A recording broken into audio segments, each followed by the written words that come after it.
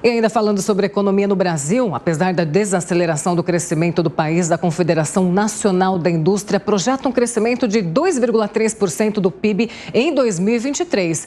Boas notícias que quem traz para a gente é a nossa repórter aqui de São Paulo, Soraya Lawande. Soraya, conta para a gente essa notícia desse setor brasileiro, que é a indústria que a gente sabe que sofre tanto aqui no país, né, com impostos. Bom dia, Sô. Oi, Paula. Bom dia para você também, para o Tiago. Bom dia a todos. Exatamente, a Confederação Nacional da Indústria, a CNI, elevou de 1,2% para 2,1% a previsão do crescimento do Produto Interno Bruto, o PIB, para este ano 2023.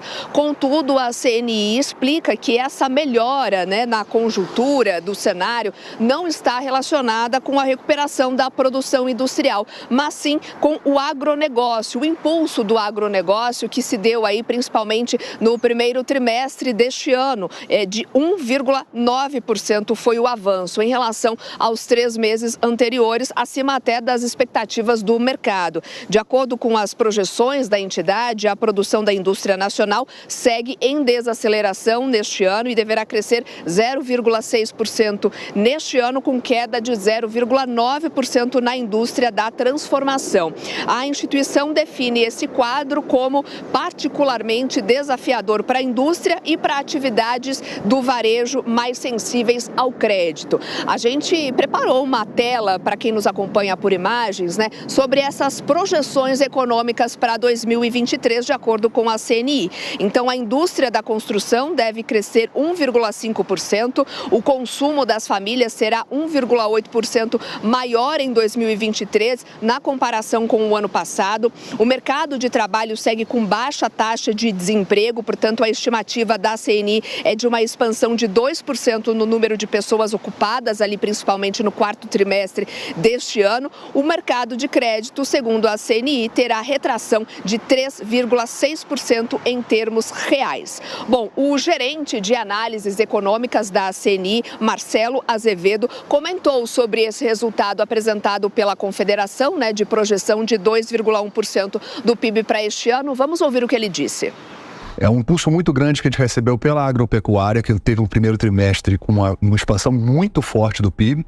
Não vai manter o mesmo ritmo nos próximos trimestres, mas vai ser suficiente para dar essa boa sustentação para um crescimento em 2023. A indústria e serviços, por outro lado, não têm o mesmo desempenho.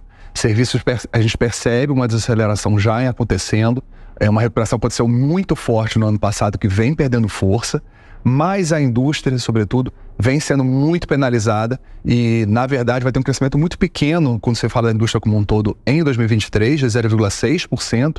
Quando a gente toma a indústria de transformação, a gente tem uma queda, na verdade, de 0,9%. A indústria segue muito penalizada pelas taxas de juros elevadas, percebe uma queda na demanda significativa, ela vem perdendo força já há algum tempo. Isso está ficando cada vez mais claro para a indústria, que vem reduzindo sua produção por conta disso, sua atividade, e também já começa a sentir alguns impactos também no emprego. Ouvimos aí, portanto, Marcelo Azevedo, gerente de análises econômicas da CNI, comentando sobre esse resultado de projeção de 2,1% para o PIB em 2023. Paula e Tiago. Informações com a Soraya Lawande. Valeu, Soraya. E agora a gente gira os nossos comentaristas. Dávila, seguinte, a gente viu aí na reportagem da Soraya a agricultura mais uma vez puxando o PIB brasileiro, trazendo bons números. E aí fica a seguinte pergunta: como que a reforma tributária deve beneficiar esse setor, Dávila? Olha, Paula, é bom dizer uma coisa. Tanto a indústria quanto a agricultura estão em atividade econômica no nosso mesmo Brasil, com os mesmos problemas que nós temos na questão tributária, questão regulatória. E por que o agronegócio teve um desempenho extraordinário? O PIB cresceu 21% no agronegócio e a indústria continua capenga. Por quê? Porque o agronegócio é o único setor da economia exposto à competição internacional. Por isso, a importância da abertura econômica não é com política protecionista, não é com subsídio, não é com reserva de mercado que nós vamos ajudar a indústria nacional. Nós temos de preparar a economia brasileira para competir no comércio internacional. Esse é o exemplo que o agro está dando para o resto do Brasil. Quando a economia brasileira está exposta à competição internacional, como é o caso do agro, o que acontece? A economia cresce. A economia se torna mais competitiva. E os dois grandes desafios que nós temos para termos crescimento sustentável do PIB é aumento de competitividade e aumento de produtividade. Pois é, o Capês, é interessante que nessa discussão sobre a reforma tributária, recentemente tivemos o programa para facilitar a compra de carros, há já uma possibilidade do governo incentivar a geração ou a compra por parte da população da linha branca, geladeiras, fogões e tudo mais. E isso pode vir a reboque dessa discussão da reforma tributária, ou seja, o governo, há uma pressão, inclusive, do presidente Lula para que isso aconteça, relembrando os tempos dos outros mandatos dele. Olha, Tiago, bom dia ao Dávila. A questão dessas desonerações fiscais é uma questão já debatida, muito perigosa, que traz um custo muito grande para o Estado, no caso, para a União. A redução artificial dos juros vai provocar também um endividamento da população. É preciso criar as condições econômicas para melhorar o consumo.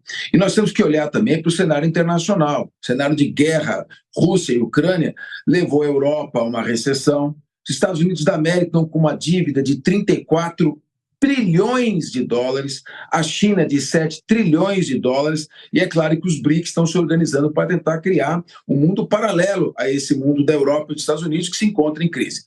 Boa notícia mesmo, me parece, da indústria da habitação, que a cidade de São Paulo, que responde por um percentual muito grande desse PIB, vai se beneficiar com o novo plano diretor, que vai permitir um maior adensamento de moradias na região que tem estrutura. Isso tem um impacto de pelo menos 180 bilhões de reais. Vamos aguardar com mais realismo e otimismo, mas otimismo moderado diante do quadro internacional e doméstico também.